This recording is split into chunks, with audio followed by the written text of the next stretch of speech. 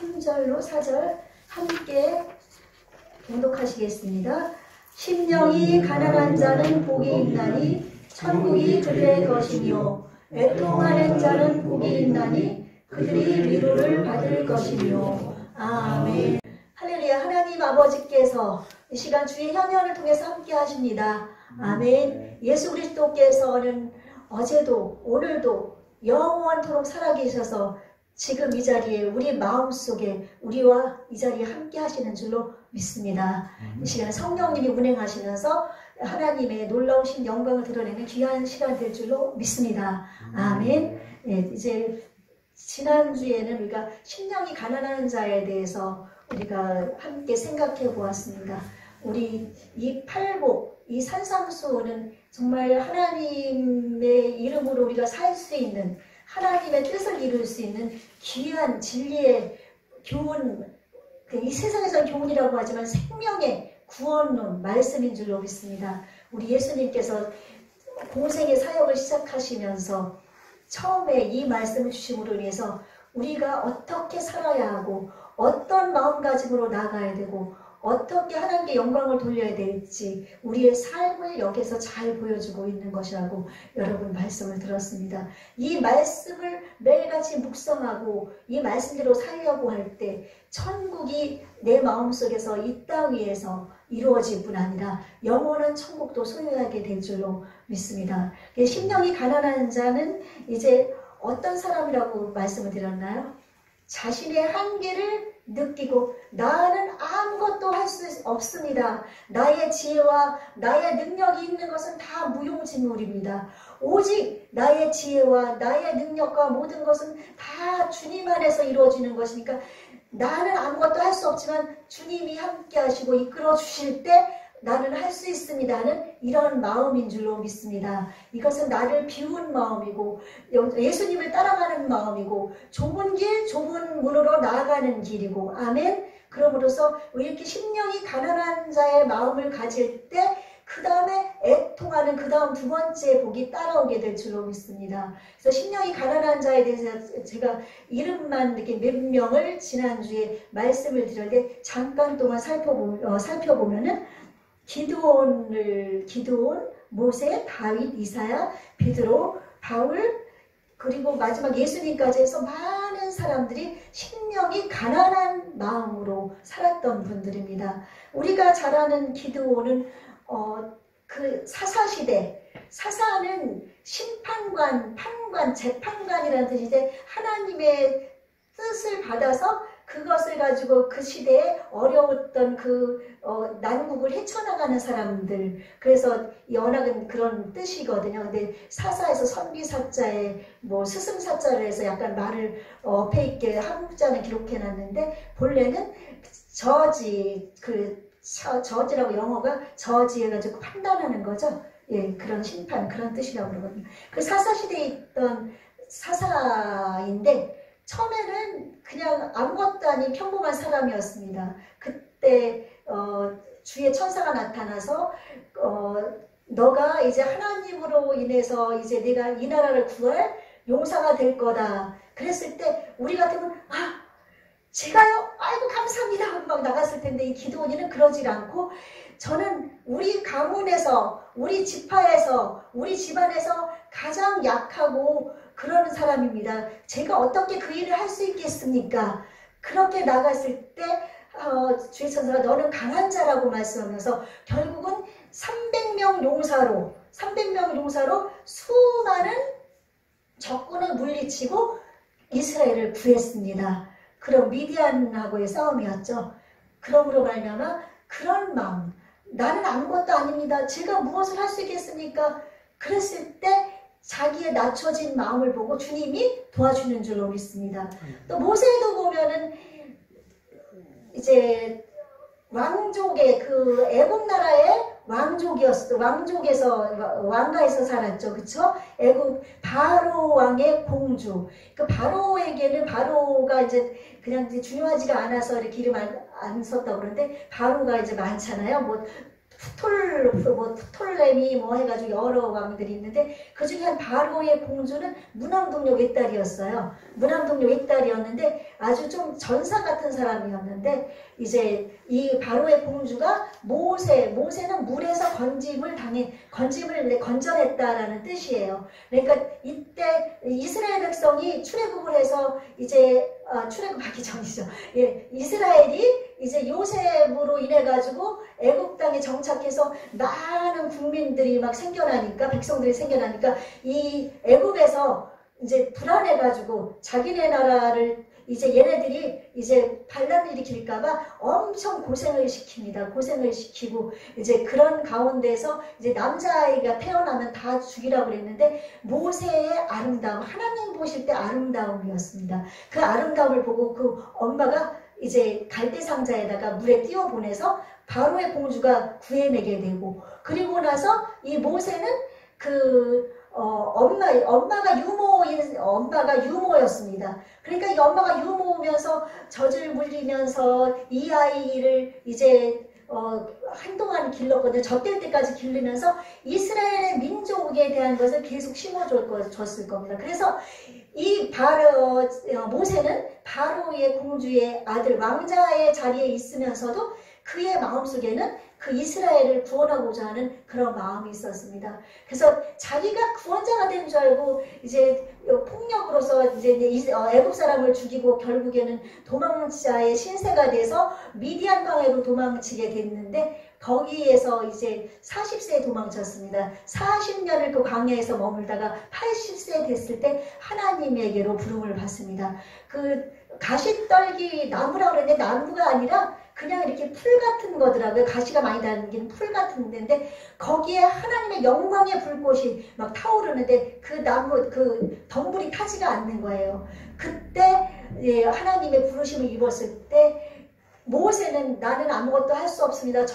제가 어떻게 할 수 있습니까? 저는 말도 못합니다. 저는 힘도 없습니다. 그러니까 왕족으로서 그 무술과 지혜와 모든 것이 능했음에도 불구하고 40년 광야 속 생활을 통해서 그는 완전히 낮아지고 그래서 그는 겸손한 자가 되어서 하나님의 부름을 입어서 결국은 이스라엘을 출애굽시키는 그런 자리에 지도자의 자리까지 오게 됩니다. 그러므로 이런 모세의 겸손한 마음, 나는 아무것도 아닙니다. 그때 하나님이 크신 권능의 팔로 그 애굽을 물리치셨습니다. 모세가 한 것은 없습니다. 모세를 통해서 말을 하고 명령하고 지팡이를 내밀고 한 것밖에 없지 하나님의 능력으로 하신 것입니다. 아멘. 내가 아무것도 아닙니다. 우리가 지금 내가 지혜가 많은 것 같고 내가 머리를 잘 굴려서 나는 머리가 좋아서 나는 능력이 있어서 뭘 한다고 생각하는 것은 잘못된 겁니다.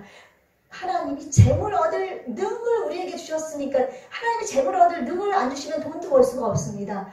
그 모든 지혜도 하나님이 주는 겁니다. 아멘. 그래서 진실하고 성실하고 정직하게 가는 그런 마음. 그래서 나는 아무것도 아닙니다.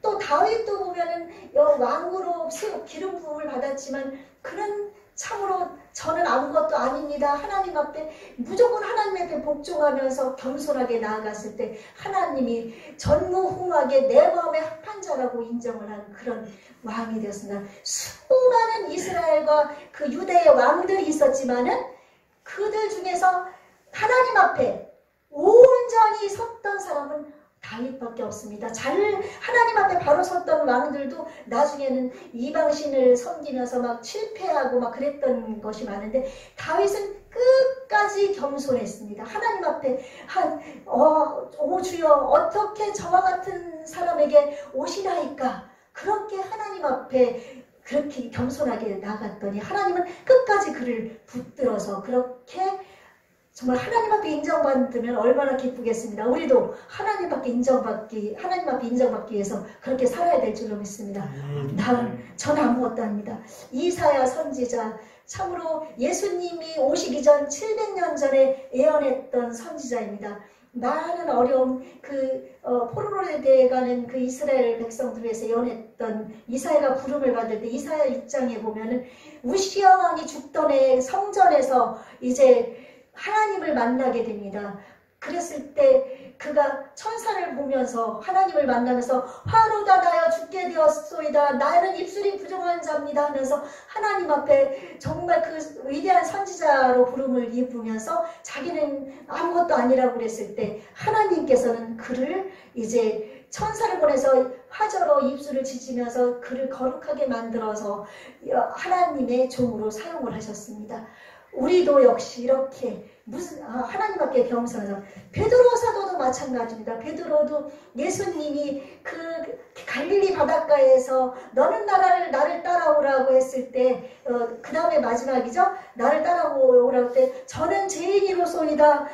그렇게 하면서 자기의 약한 모습을 드러냈습니다. 그 약한 모습, 겸손한 모습을 보고 그가 중간에 실패도 하고 했지만 결국은 십자가에 거꾸로 못 박혀 죽기까지 그렇게 하나님 앞에 쓰임받는, 우리가 볼 때는 거꾸로 십자가에 못 박혀서 죽어서 비참하다고 생각하지만 비참한 것이 아닙니다. 영광의 그 천국을 소유했기 때문에. 아멘? 아멘. 베드로도 그렇게 부름을 받았고 바울 사도도 역시 그렇게 부름을 받았고, 그리고 가장 모범은 우리 예수님입니다. 우리 예수님은 하나님이시지만 사람의 몸을 입고 낮고 천한 이 땅에 내려오셔서 사람처럼 사셨습니다. 하나님이신 분이. 인자는 머리 둘 곳이 없다고 할 정도로 그렇게 가난하게 살고 힘들게 살고 어렵게 살았습니다. 그래서 예수님은 나 스스로는 아무것도 할 수 없습니다. 나는 아버지의 성령의 힘을, 능력을 힘입어서 하고 아버지께만 영광을 돌리고, 하나님이시면서도 하나님 앞에 나는 내가 하는 것은 아무것도 할 수 없다. 나 스스로 하는 것은 아무것도 없다고 그렇게 나갔을 때 하나님께서 십자가에 못 박혀 죽으셨지만은 부활시키고 승천하셔서 모든 하늘과 땅과 모든 만물들이 그 앞에 무릎을 꿇게 하는 영광스러운 하나님 보좌 우편에 앉아서 우리를 위해 지금도 기도해주고 계시는 그 예수님으로 하나님이 높이신 줄로 믿습니다. 아멘. 그러므로 우리가 마음이 가난한다는 것은 너무나 중요합니다. 그래서 나는 지혜가 있으니까 이걸 막 이렇게 따지지 말고 아침에 일어나면 먼저 말씀을 한 장이라도 한 줄이라도 읽으면서 기도하면서 하나님 아버지, 지혜의 신이신 하나님께서, 성령께서 제게 지혜를 주셔서 오늘 하루를 정말 지혜롭게 잘 살 수 있게 해주십시오. 그러면서 이제 일정을 세우면 얼마나 하나님이 기뻐하실까요? 그쵸? 그렇게 하면서 하루하루를 살아가면 하나님이 그 겸손한 마음, 첫 시간을 하나님 앞에 바치는 그 마음을 보시고서 하나님이 그 하루를 승리하게 하시고, 하루가 승리하다 하면 일주일이 승리할 것이요, 한 달이 승리할 것이요, 1년이 승리할 것이요, 평생이 승리하는 하나님의 천국을 소유하며 나눠주며 나아가는 그런 삶을 살 수 있는 줄로 믿습니다. 그래서 심령이 가난한 자는 복이 있나니 천국이 저희 것이며, 이 말씀을 기억해 주시기 바랍니다. 그 다음에 따르는, 심령이 가난해야만 이 애통하는 자가 될 수가 있습니다. 내가 교만해가지고 남을 나보다 낮게 여기지 않고 내가 다른 사람들의 위에 있으면서 모든 것은 나의 힘과 나의 돈과 나의 재능과 내게 있는 모든 것으로 나는 할 수가 있다. 그런 마음을 가진 사람은 애통한 마음을 가질 수 없다고 말씀하고 있습니다. 세상 사람들은 다 다른 사람들 앞에서 낮아지는 것을 싫어합니다. 낮아지는 걸 싫어하고 남한테 남 위에서 군림하는 걸 좋아합니다. 군림하는 걸 좋아하고 그래가지고 뭐 이렇게 자신에게 어떤 어려움이 닥쳐서 막 슬픔과 고통 속에 있는 것을 싫어합니다. 그래서 이 사람들은 거기에서 벗어나려고 애를 쓰고 다른 사람들의 자기가 뒤에서는 안 좋은 상황에 있으면서도 다른 사람들 앞에서는 겉모습은 자기가 아무렇지도 않은 것처럼 드러내기도 하면서 그렇게 해가지고 자신이 잘난 것을 보여주는 그런 사람들이 많습니다. 그렇지 않은 분들도 많이 있지만은요, 그런 사람들이 대부분입니다. 그것은 이 세상에서는 그렇게 하지 않으면 남한테 손가락질 당하고 위에 설 수가 없고 남한테 밟히기 때문에, 그렇죠? 그렇게 해서 살아가기 때문에 이 사람은 그렇게 자기의 그 삶을 위해서 이제 그 사람들 앞에 군림하고 나아가기죠. 그래서 다른 사람들이 이렇게 안 좋은 거 볼 때 자신의 그 사람들 앞에 그 크레딧을 쌓기 위해서 다른 사람들에 비해서 그 기업들 같은 데 보면은 이렇게 가난한 사람들에게 이렇게 나눠주는 거 있죠. 연말이나 뭐 이런 데 보면 이렇게 베푸는 것을 하는데 정말 예수 그리스도 아닌 사람들은 그것을 왜 하는 줄 압니까? 세금을 절감하기 위한 혜택. 그것을 하면은 그게 세금 절감의 혜택이 되거든요. 세금 절감 혜택. 그리고 남에게 보여서 자기의 기업이 잘 되게 하기 위해서, 그러게 하기 위해서 하는 경우가 많습니다. 그러나 예수 그리스도를 모시고 사는 그리스도인들은 정말 하나님의 마음으로, 예수님의 마음으로 그렇게 하죠. 예. 그래서 세상 사람들은 그렇게 해서, 그러니까 속으로는 저희 가난한 사람들을 두통거리라고 생각하는 사람들도 있을 겁니다. 왜 저렇게 살까? 왜 저렇게 나를 보라고, 나는 얼마나 이렇게 나는 내일 계속 쌓아놓는, 그쵸? 그러나 어리석은 자여, 내가 오늘 밤 네 영혼을 취해간다고 하나님 말씀하신 것처럼 그럴 소용이 없는 거죠. 그래서 이 세상 사람들처럼 우리는 그렇게 살면 안 됩니다. 그래서 이 애통이라는 것은 세상 사람들이 갖는 그런 애통하고 틀립니다. 이거는 영적인 애통입니다. 애통이 그래서 내가 돈이 없어가지고 나 이렇게 돈이 없어 슬픈 것, 이것이 아닙니다. 또 나보다 내가 못하다고 해서 나는 왜 이렇게 저 사람보다 낮은 위치에 있을까, 슬프다, 이런 것이 애통이 아닙니다. 이거는 영적인 애통입니다. 그래서 심령이 가난한 사람들이 마음이 비워져서 예수님 마음으로 닮아가는 그 사람만이 주위에 가난한 사람들을 볼 때, 저 사람들을 볼 때 마음이 정말로 막 슬픔이 오는 거예요. 저 사람들 너무나 불쌍하다. 그러니까 그냥 불쌍한 게 그냥 인간적인 불쌍이 아니라 하나님이 주시는 마음의 불쌍함, 긍휼히 여기는 마음이죠. 그 마음이 생겨나는 것이고, 그런 마음을 가질 수 있는 것은 예수 그리스도를 내 마음에 모셔서 하나님의 마음에 합한 사람이 되기 위해서 이 산상수훈대로 살려고 하는 이런 마음, 성령 충만한 마음. 그러니까 내 마음이 가난해져서 성령님이 내 마음에 오시면은 그런 마음으로 살아갈 수가 있는 것입니다. 그래서 돈이나 이 속이나 이 세상의 쾌락으로 우리는 그것에 치우쳐 사는 것이 아니라, 비록 내가 가진 것이 없다 할지라도 하나님의 마음으로 나아가면 그 마음 속에 이제 하나님께서는 분명히 애통하는 자는 복이 있나니 저가 위로를 받을 것이다, 그렇게 말씀하고 있기 때문에 내가 가난해서 애통하는 것이 아니라 가난하지만 영혼이 메마른 사람들을 불쌍히 여기는 그런 마음, 그런 것을 불쌍히 여기면서 내가 최선을 다해서 하나님 마음으로 갈 때 하나님께서 나의 마음속에 위로를 해주실 줄로 분명히 믿습니다. 그래서 애통하는 사람들에게는 축복과 기쁨과 행복과 평안을 약속해 주십니다. 우리의 마음에 평안이 넘칩니다. 아무리 내 삶이 지금 힘들고 코로나로 인해서 지금 고통이 다가오고, 코로나 백신으로 인해서 어제 그저께인지 5명이 죽었다는 소식을 들었는데, 본래 기저에 질병이 있어서 그렇다고는 하지만 이런 걸 보면서 백신도 믿을 수가 없고, 이런 세상 속에서 우리는 하나님밖에 의지가 할 수가 없습니다. 이런 상황 속에서도 우리는 그 하나님을 알지 못하는 사람들을 위해서 또한 애통하는 마음을 가져야 됩니다. 하나님을 안 믿는 백성들은 천국을 소유할 수가 없죠. 천국을 소유할 수 없으니까 천국에 갈 수가 없습니다. 지옥의 불못에서 영원토록 고통을 당해야만 합니다. 그래서 그런 사람들을 볼 때 우리는 그들을 보면서 애통하는 마음을 갖는 겁니다. 하나님, 저 영혼을 불쌍히 여겨주시고 긍휼히 여겨주십시오. 저 영혼을 구원해 주십시오.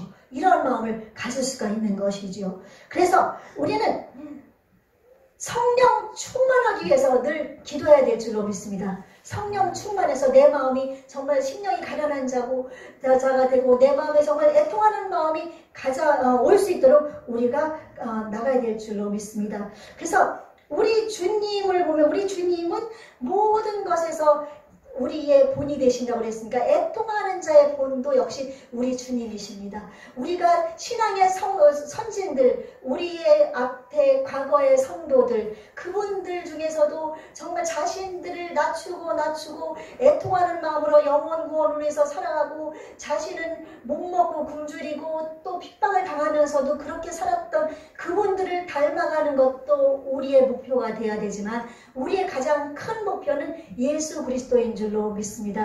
예수님이 이사야 선지자는 말씀하기를 주는 슬픔을 많이 겪었으며 질고를 아는 자라.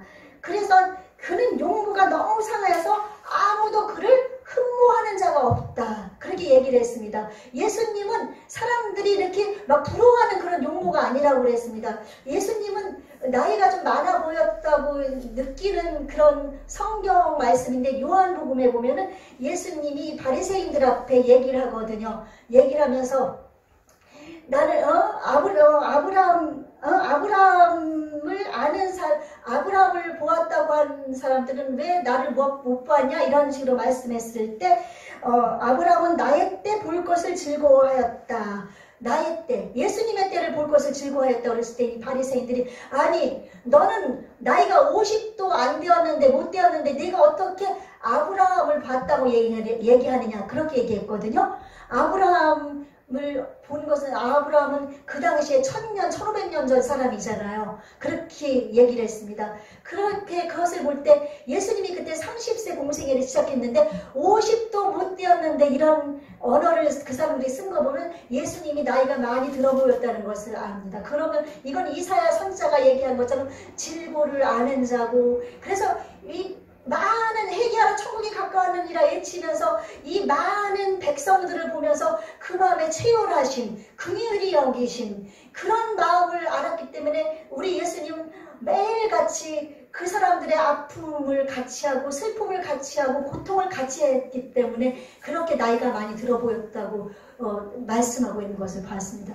그 말씀이 맞습니다. 그렇죠? 남의 고통을 같이 내가 겪고 남의 아픔을 내가 내 것처럼 치유하고 남의 가난함을 나의 가난함으로 알고 그렇게 하면서 그 사람들을 불쌍히 여기는 마음 그 사람들 때문에 막 우는 마음 우리 예수님은 그 앞으로 멸망할 예루살렘을 성을 바라보면서도 우셨고 또한 나사로가 죽었다고 했을 때 무덤 앞에서 나사로의 무덤 앞에서 우셨습니다. 그래서 사람들은 저가 나사로를 사랑했기 때문에 울었다고 생각하지만 그게 아니라 이 세상 모든 사람이 죄 때문에 나사로처럼 죽어갈 것을 생각하니까 그것 때문에 마음에 애통하는 마음이 생각돼서 우신 것입니다. 예수님이 하나님이십니다. 나사로가 살 것도 알고 계신 하나님이 예수님이 하나님의 아들인 예수님이 나사로를 살리러 가셨는데 그것 때문에 우셨겠습니까? 그래서 바리새인들 하나님을 알지 못하고 지옥으로 달려가는 그 백성들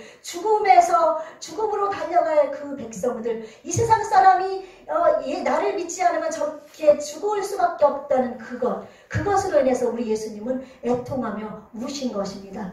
그러므로 말미암아 우리도 예수님의 마음을 본받아서 내 주위에 있는 모든 사람들을 정말 불쌍히 여기고 정말 그 사람들을 사랑하며 그 사람들을 위해서 울어줄 수 있는 저와 여러분이 되시기를 바라겠습니다. 그래서 로마서 7장 8장을 보면은 사도 바울이 하는 말씀을 쭉 기록한 것이 나오는데 우리는 애통을 그 주위의 사람들을 보면서도 안타까워서 애통하지만 죄로 말미암아서 또한 애통을 해야 될 줄로 믿습니다. 그래서 어떤 사람은 이제 누가 한번 들어봐서 얘기 좀 해달라고 해서 들어봤는데 사람들이 이해하지 못하는 성경 구절을 갖다가 막 그것을 갖다가 자기가 성령의 능력을 아무도 못 해석한 것을 자기에게 해석하겠다 그러면서 막 그것을 풀면서 설교를 쭉 했는데 정말 이해 안 되는 것도 많이 있고 좋은 것도 있고 그러니까 이단이라는 것은 끝이 들리거든요. 근데 그 사람이 이단인 것이 분명한 것은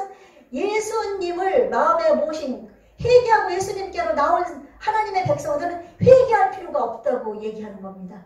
회개할 필요가 없다고 하는 것은 이단입니다. 아멘? 예수님이 우리 죄를 용서해 주셔서 우리는 구원을 받았지만 우리는 날마다 하나님의 뜻대로 살지 못하면서 죄를 지읍니다. 그렇죠? 그래서 이 죄를 상습적으로 안 지면 갑자기 하나님이 데려간다고 해도 지옥은 안 가겠지만 상습적으로 짓는 사람들을 빼고 상습적으로 짓지 말고 매일같이 짓는 죄도 우리가 구원받기 위한 구원론 성화에 이르기 위해서 매일같이 회개해서 나를 예수님의 마음처럼 돼야 되기 때문에 매일같이 회개해야 됩니다. 아멘. 그래서 우리가 죄를 깨달아서 이 율법으로 인해서 죄를 깨닫고 매일같이 회개해서 내 마음이 예수님처럼 하나님처럼 거룩해야만 거룩하신 예수님, 거룩하신 예수님, 거룩하신 하나님을 볼 수가 있는 겁니다. 그렇죠? 그렇기 때문에 우리는 매일같이 회개하면서 그렇게 나가면서 그래서 바울 사도 그렇게 정말 하나님의 쓰임받는 바울 사도도 로마서에서 오라 나는 곤고한 자로다 이 사망의 몸에서 나를 누가 건져내랴